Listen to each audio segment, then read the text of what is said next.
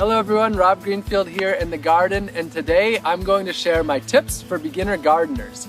So if you are out there feeling like you have a black thumb, feeling like whatever you plant dies, and you are dreaming of having a green thumb, dreaming of growing an abundance of food and having that fresh food on your table to eat, then this is the video for you.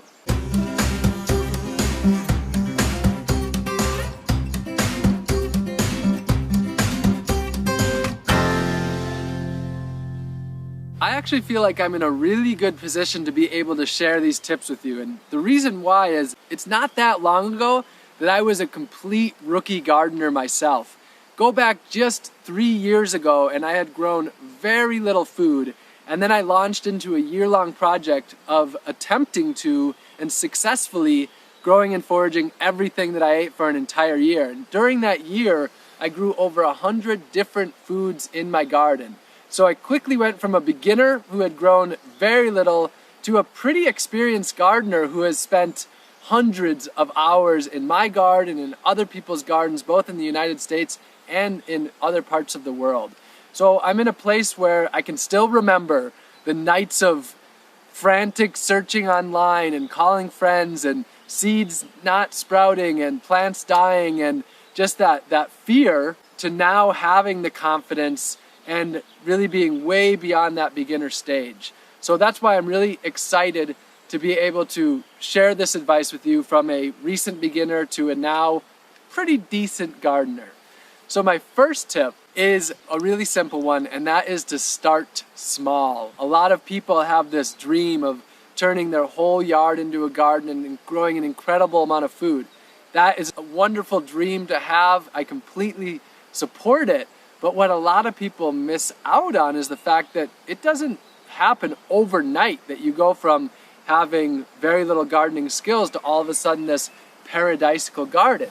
Everybody has to start somewhere. And for a lot of us who don't have gardening in our background, our parents didn't garden, where we're starting kind of from scratch as adults, starting small is one of my absolute key places for beginner gardeners. So that could mean a small raised bed in your front yard. It could mean, some plants on your balcony or your windowsill.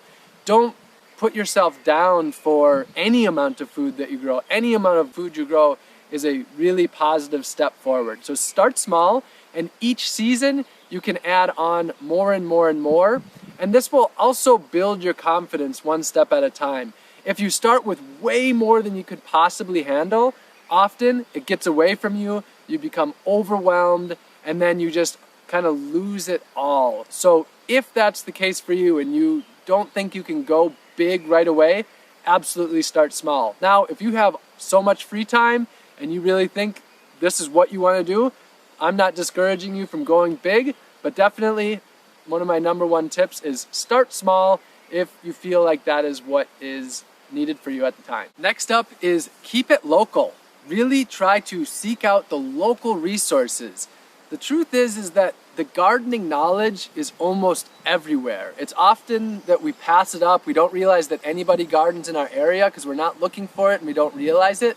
But everywhere around the country and around the world, there are local resources that really know that area well. So seek out local nurseries, local seed companies, local gardeners. If you're driving around your neighborhood, and you see a garden in someone's front yard, knock on that door and say hello and talk to them. A really great way to go local is community gardens. Join a community garden so that you can learn what plants are growing well there, get support from them. Another thing is local classes. If you can find classes that are in your area, that's a great way to get the knowledge that is based on your area, and then books as well. Check out your local library. Often they will have books that are based on your region or your state. For example, when I was in Florida, I got Robert Bowden's book, which was Florida Fruit and Vegetable Gardening. So it was geared exactly towards my area and leaves out so much of the information that I didn't need. It focuses on the information that you need. Keeping things as local as you possibly can. And then that moves into the next one, and they're pretty much tied together, and that is garden as a community. Garden together. There's no reason to do this alone. If you are at home alone, doing this all by yourself and all you're doing is looking on the internet, Facebook groups and things like that, watching YouTube videos, sure, those things are helpful, but it's easy to feel, really overwhelmed and unempowered when it's all by yourself. So get involved with others. When I had my garden in my front yard, I'd have people drive by and I would see them stop and look, and I would encourage them to stop by. One time I even had someone knock on my door and he very timidly said, I know this is awkward, but I've been dreaming of starting to grow food with my kids. I just had to knock on the door and ask, and I walked him throughout my garden, sent him home with a bunch of food, and gardeners love that. Gardeners love to share their time and their knowledge. So get involved with local people. Joining a community garden is one of the simplest, easiest ways to do that if you can. Another thing you can do is volunteer at local organic farms. There's a website called WOOFing, Worldwide Opportunities on Organic Farms. It's wwoof.net. And that's a great way to just immerse in local food growing. And you can also travel and do it as well. So there is no need to do it alone. The resources are out there, the knowledge is out there, the community is out there.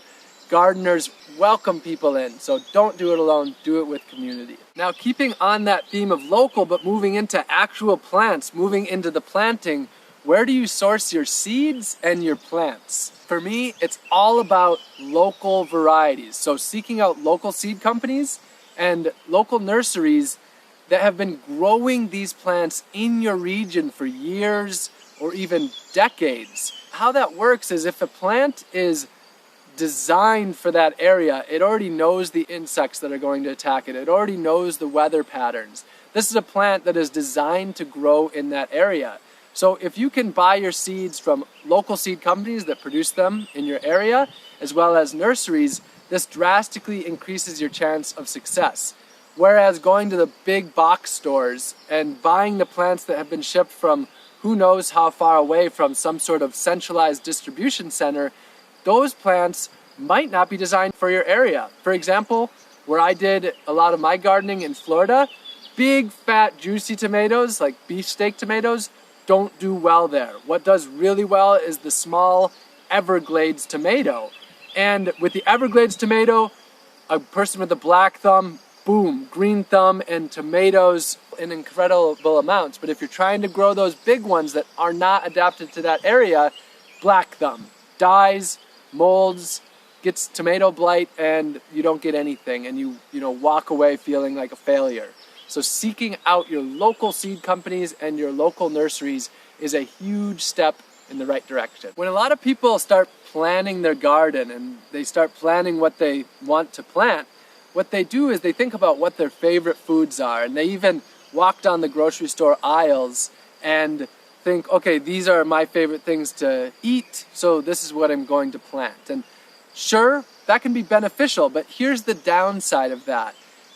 If you're doing that, most of our grocery stores are based on globalization, where food is shipped in from all different regions, where it does really well in this area and not well in that area. And if you do it that way, you'll often end up planting things that just aren't going to do well in your area. So I think the best thing to do is, instead of going to the grocery store and asking what you like to eat, talk to people in your community, ask them what grows so ridiculously well that you can't even kill it. What grows so well that it becomes a problem because there's so much of it? And plant those things. For example, here in this garden that I'm in, mint is taking over like crazy. And I just made a video about easy plants to start growing. This is one of them. Plant what has the fewest pests, what grows really easily, and then once you've mastered those easier plants, then you can start to get into the more difficult ones. Maybe you love blueberries, but they grow in acidic soil. So if you don't have acidic soil, you don't want to start there.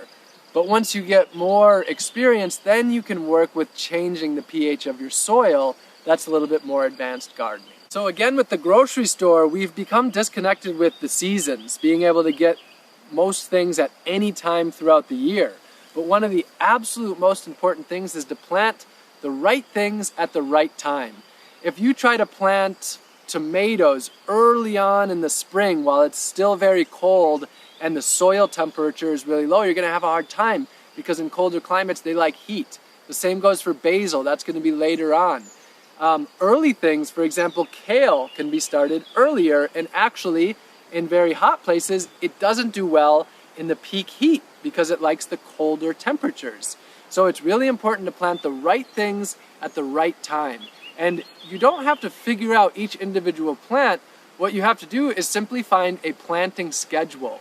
You can check at local universities. Often their extension program will have a planting schedule. Some community gardens will have them. And you can also just go online and search for example, if you live in New York planting schedule.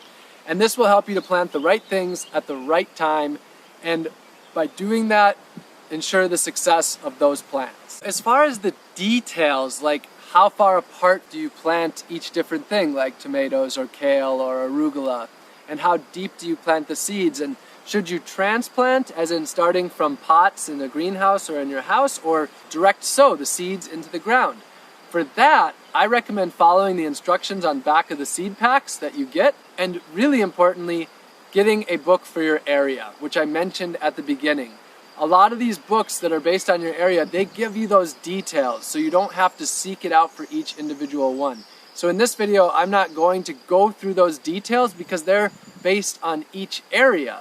Instead, get a local book for your region and follow the instructions from the seed companies where you buy those seeds. There's a lot of other details, for example, sun and water and soil. You could talk about that for hours and hours and hours, but I want to give just a few tips on that.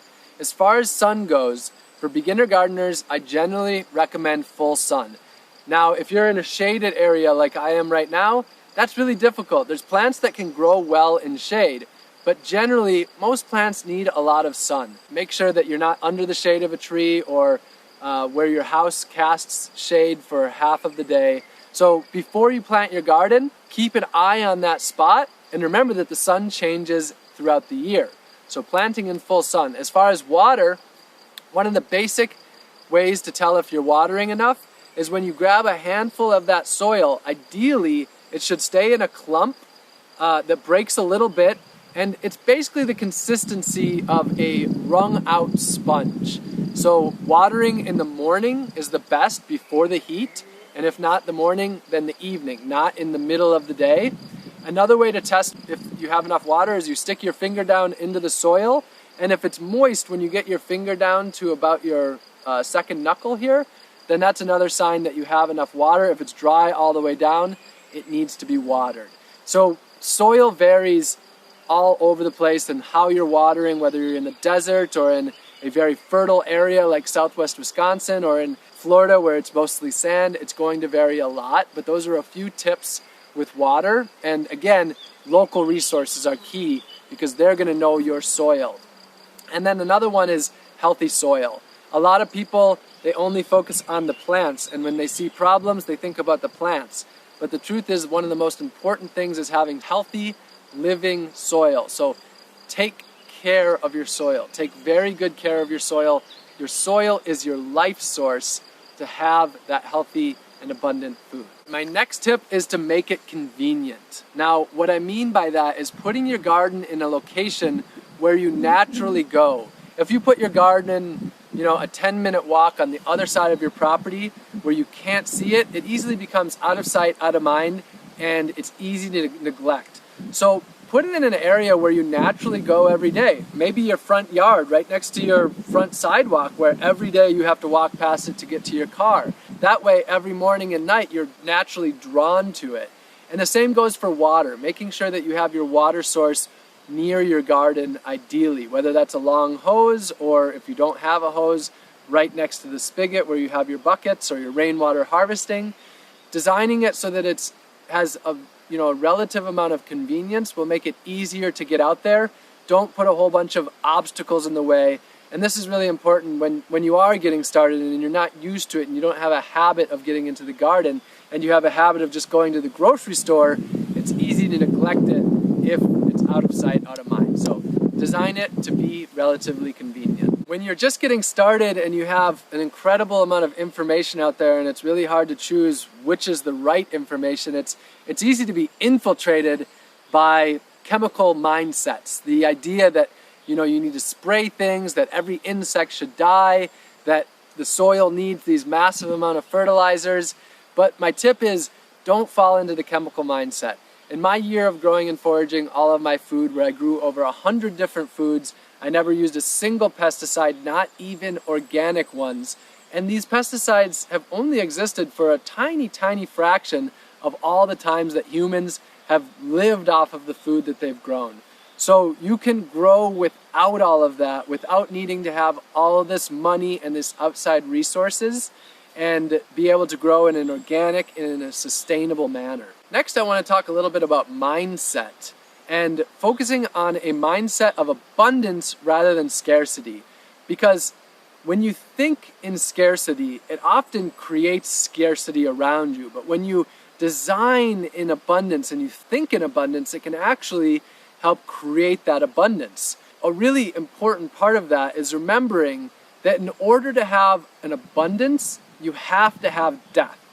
Death is a part of the gardening experience. So don't be afraid to kill plants. In fact, when you kill plants, think of that as part of your lessons, part of your learning to becoming a successful gardening. And in that way, it's not a failure, it's a part of the success. But even more importantly, remember, plants die. It's not like, especially annual plants, like carrots and kale and collards and broccoli. All of these only live for a period of time, they have to be harvested, and then they die. Don't think of death as a failure. Think about it as a part of the cycle of the gardening. Another thing that I mentioned just now, I mentioned annuals. Annuals are plants that basically you plant every single year and you harvest and you have to replant every year. Perennials are plants that you plant once and they come back for a very long time. Raspberries and blackberries and blueberries, strawberries, fruit trees like apples and pears and plums, nut trees, Jerusalem artichoke, rhubarb, all of these foods that come back year after year are perennials. So I recommend working with perennials as much as you can because they generally take less work, they have a lot fewer pests, they take less nutrients, and they keep on coming back year after year after year, and many perennials thrive on neglect. Focusing on perennials is definitely a big tip that I would move towards.